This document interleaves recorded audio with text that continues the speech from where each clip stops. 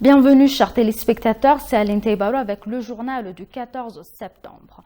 Le Premier ministre Abiy Ahmed et sa délégation ont assisté à la cérémonie d'investiture du président élu du Kenya, William Ruto. Des dizaines de milliers de personnes ont applaudi lorsque William Ruto a prêté serment en tant que président du Kenya lors d'une cérémonie dans la capitale Nairobi après sa victoire aux élections le mois dernier. Ruto l'a salué comme un moment pas comme les autres, ajoutant qu'un garçon du village était devenu président. Le candidat battu Raila Odinga n'était pas présent. Il a dit qu'il avait de sérieuses inquiétudes quant à la victoire de son adversaire. Ruto a remporté l'élection avec 50,5% des voix, Odinga 48,8%. Odinga a allégué que le résultat était truqué, mais que la Cour suprême a jugé qu'une élection était libre et équitable.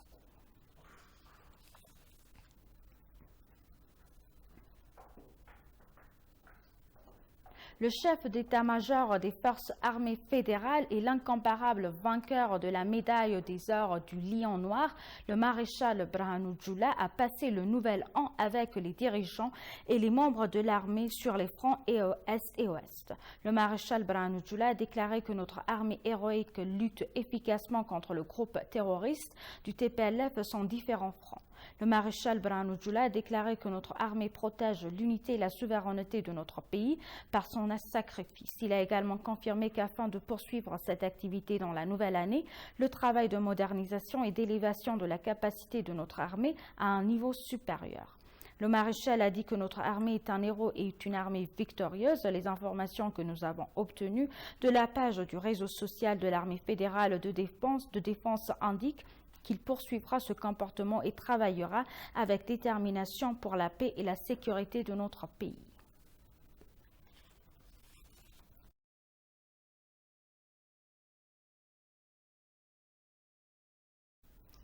Un politicien renommé a déclaré que le TPLF n'apprend jamais de ses erreurs, ajoutant que l'appel de la médiation récemment annoncé via l'UA n'est pas digne de la confiance. S'adressant à ETV, le politicien Andarga Choseke a également mis en garde contre le fait que le TPLF pourrait même utiliser cet appel comme tactique pour gagner plus de temps.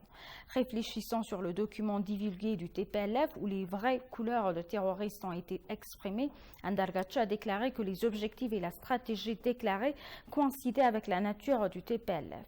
Andarga Choseke en a profité pour avertir le gouvernement d'être plus prude face à l'appel à la paix plutôt improvisé du TPLF et d'être à l'affût d'une éventuelle reprise des hostilités. Le TPLF lance les appels tout en prétendant être le gouvernement du Tigray, une affirmation qui n'est au mieux que fictive étant donné qu'aucune élection légitime n'a jusqu'à présent eu lieu à Tigray.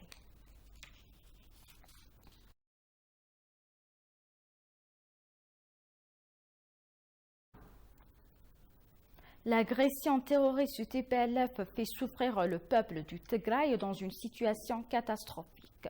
Les combattants du TPLF qui ont été capturés par les forces conjointes éthiopiennes ont révélé que les habitants de la région du Tigray souffrent d'une situation catastrophique infligée par le groupe rebelle du TPLF. Les forces conjointes ont capturé des rebelles au milieu des combattants sur le front de Maitamri. Les combattants capturés ont déclaré aux médias que le TPLF recrutait de force un combattant par famille en diffusant une rhétorique de victimisation au sein de la communauté, ont-ils déclaré. Le groupe rebelle enrôle de force des enfants de plus de 6 ans et les utilise comme chair à canon en révélant les combattants capturés. Les habitants de la région souffrent actuellement d'une énorme crise sociale et économique due au groupe terroriste, ont-ils ajouté.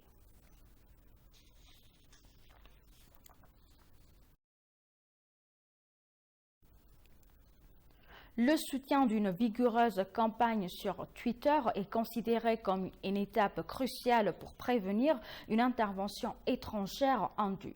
Entreprendre la campagne sur Twitter contribuerait également à mettre en lumière la réalité éthiopienne que ses ennemis tentent de dissimuler au mieux de leur capacité. Matasabia Weldaragay à plus.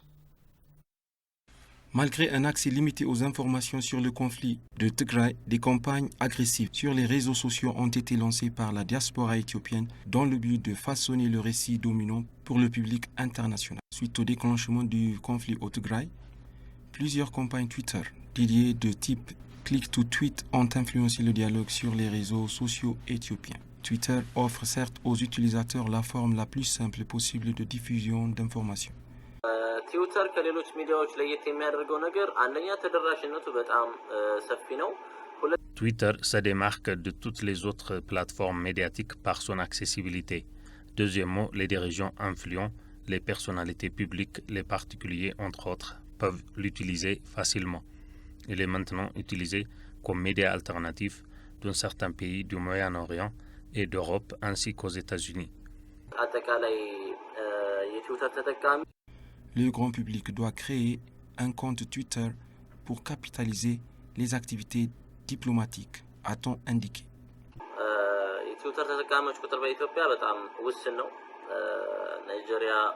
En Éthiopie, le nombre de personnes possédant des comptes Twitter reste lamentablement faible. Les utilisateurs au Nigeria, en Algérie, en Afrique du Sud, en Égypte, au Soudan et au Kenya ont dépassé l'Éthiopie à cet égard. De plus, Twitter est la plateforme la plus influente. Nous sommes le deuxième pays le plus peuplé d'Afrique et nous devons reproduire cela en tirant le meilleur parti de Twitter. Il a été appuyé que des efforts plus vigoureux et de sensibilisation sont nécessaires pour aider davantage de personnes à sauter sur Twitter. D'après les données de 2022, plus de 436 millions de personnes utilisent Twitter dans le monde. Les États-Unis, le Japon et l'Inde sont les premiers à l'utiliser.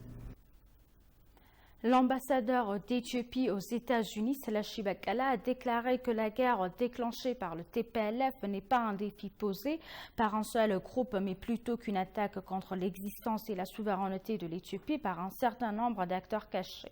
Il a ajouté que le TPLF est armé des ennemis de longue date du développement de l'Éthiopie. Les Éthiopiens défendent les forces qui cherchent à saper l'intégrité et la souveraineté du pays, a tweeté l'ambassadeur.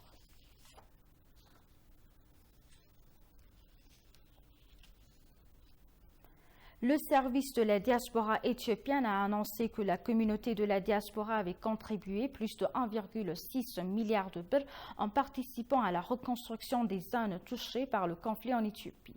Le directeur des communications du service de la diaspora éthiopienne, Ato Wendosen Kerma, a spécifiquement déclaré à FM à 1097.1 que les mouvements et les conflits publics qui ont eu lieu à l'année dernière étaient principalement contre l'utilisation équitable du grand barrage de la Renaissance et la mauvaise direction de la question au Conseil de sécurité.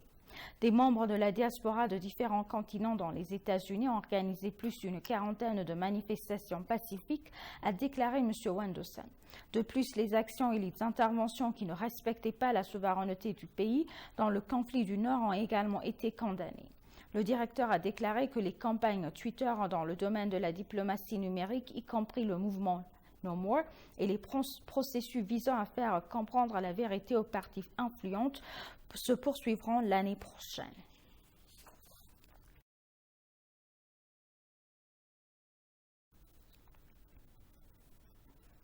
Et pour conclure le journal, l'Alliance pour une révolution verte en Afrique a annoncé un fonds citalytique de 550 millions de dollars pour les 5 prochaines années afin de stimuler les efforts visant à améliorer la sécurité alimentaire sur le continent qui continue de lutter pour se nourrir.